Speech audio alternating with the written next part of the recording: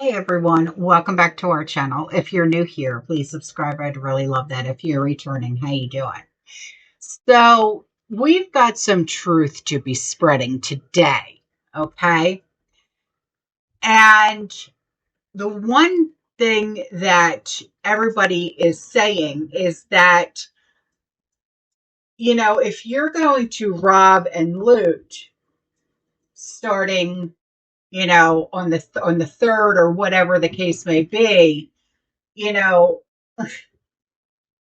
we already know why you're doing what you're doing. Okay. So this first video that I'm going to be showing you is of a man who works at Kroger grocery store. And he wants to respond to the people saying that they just want to rob and loot the stores when their food stamps get shut off. And he's 100% right. And you have to feel for this man. You really do, because what he says is, it just doesn't make any sense, and he's right. So take a listen to what he has to say. I got no idea what's going on right now. The internet is encouraging those that are about to lose their SNAP and everything like that to go steal from retail and grocery stores. And the people encouraging that are telling people like me that I need to turn a blind eye. And in that if I don't, I'm part of the problem. Y'all do understand that this job puts food on the table for my family. Y'all do understand that I have an obligation to this job to help prevent theft. And that if I don't do my job, I will be fired with no income and no way to feed my family. Y'all are encouraging people who are hurting or about to hurt to go hurt others for something they ain't got shit to do with.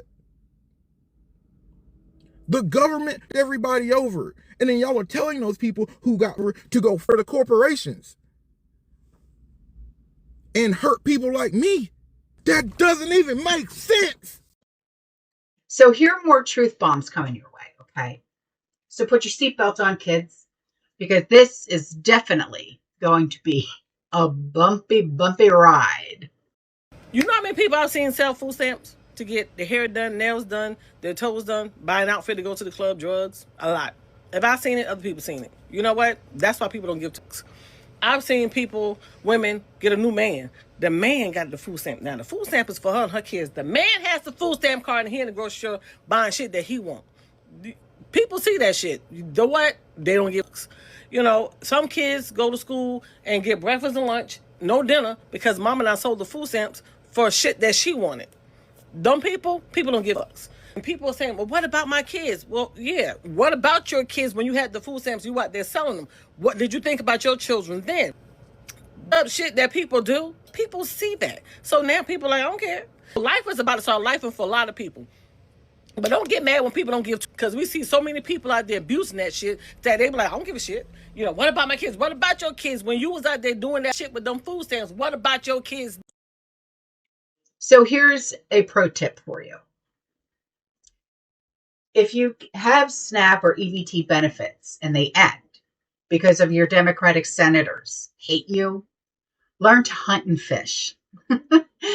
I believe it's open season for deer and pheasant and a lot of other game. So you can load up your freezer for winter, like a lot of us are already starting to do. Hey Pumpkin, let's talk about SNAP benefits that everybody's so upset about. Sometimes life punches you right in the cooter. Jobs end, people get sick, and families struggle. Sometimes good people fall on hard times, and when that happens, help should be there. And that's not weakness, that's reality. Look, nobody with a functioning heart wants to see a kid go hungry or a parent have to choose between rent and food. But there's a difference between a boost and being held up forever. Government assistance should be like jumper cables when your car battery dies. Somebody helps you get enough sparks started again, and then you take off with your own power. The cables aren't supposed to stay hooked up. That's not support, that's stagnation dressed as compassion. That's where we stuck. Good intentions turning into long-term dependency. It wasn't supposed to be that. Let me make this crystal clear. SNAP benefits should be a safety net. not a fucking hammock. A safety net will catch you when you fall. Hammock will make you comfortable and complacent. Real help lifts you up and gives you that boost. It doesn't trap you in a forever survival mode disguised as kindness. We should absolutely protect the people that truly need support. Single moms, disabled vets, people really hit by hardship. Give them a bridge back to stability. I'm not against that. But we should expect and encourage anyone who can stand on their own 2 feet to eventually do just that. Last I checked, the goal of support isn't dependence. It's independence, right? Compassion and accountability can exist in the same breath. And anybody who tells you that they can't, they're not trying to help you. They're just trying to hold you back. Toodles. And for this last video, if you really plan on robbing people as they come out of the store with their groceries, you're probably going to be disappointed because our hauls look a lot different than what you normally buy.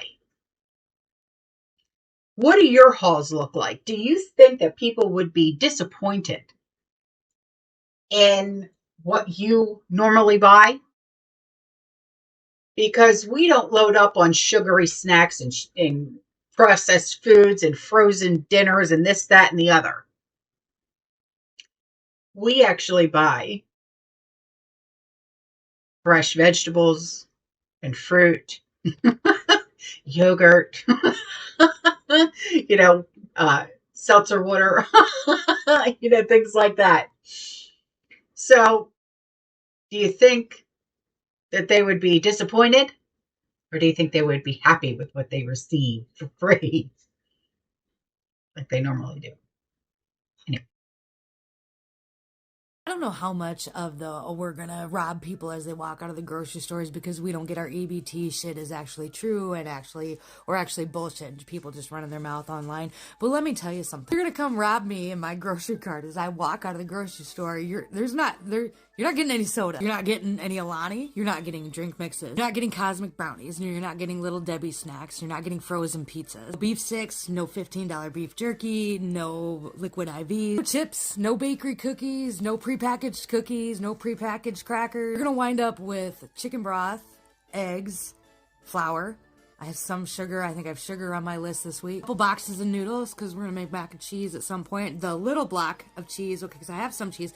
The little block of cheese, not the Big Mama one, and not the pre-shredded cheese, and not the name brand cheese. You get the Hy-Vee or the Walmart cheese. You're going to get some fresh vegetables because I have that on my list this week. You're going to get some fresh fruit because I have that on my list this week for breakfast. You're going to have about a half a gallon of whole cream, some brown sugar because I want to make more cookies this week. You'll get a jar of peanut butter, but not the big mammoth jar that's $16. It's the little jar because that's as much as I can afford this week. You might get some chocolate chips if you're lucky. I'm out of chocolate chips, I do believe. Cereal, no Pop-Tarts. $15 4-pack Jimmy Dean breakfast sandwiches. Okay, we have to make our own breakfast sandwiches here. You're gonna get sliced cheese, but it's gonna be the store brand and it's probably gonna be provolone because I don't like cheddar cheese on our breakfast sandwiches. They like provolone. And that's about it.